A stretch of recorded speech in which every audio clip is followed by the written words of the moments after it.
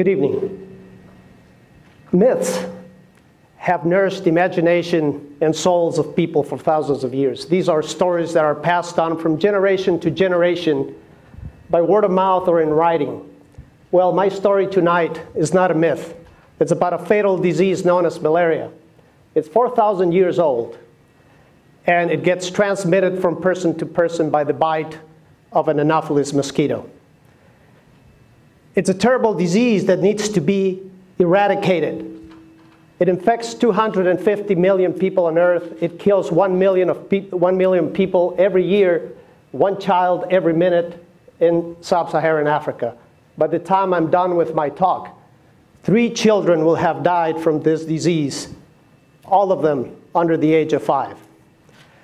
So, in order to contribute to the eradication of this disease, we have turned to nature and we have consulted the most prolific biochemical engineer on Earth that we know of, and that is a marine cone snail that is able to synthesize 5,000 different compounds in its venom. From its venom, we have isolated 9 compounds that actually compete with the receptors that the parasite that infects the mosquito that infects us needs in order to infect our tissues. So it begins like this. A parasite infects the mosquito. The mosquito, when it goes for a blood meal, infects every individual it bites.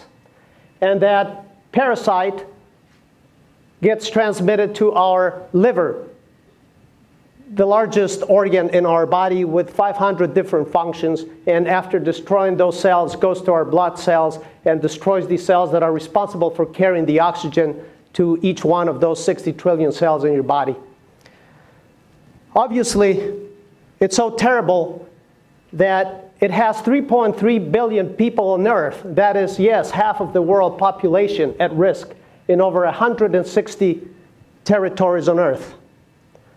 So, in order to contribute to this eradication, as I said before, we isolated these molecules that today rest in the freezers of Florida Atlantic University, and we hope one of these days, at least one of those molecules can populate every pharmacy in those 160 territories in order to eradicate malaria.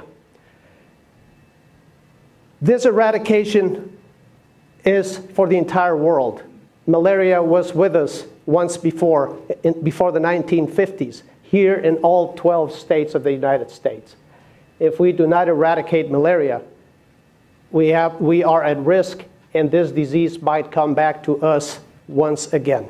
Thank you so much for your time.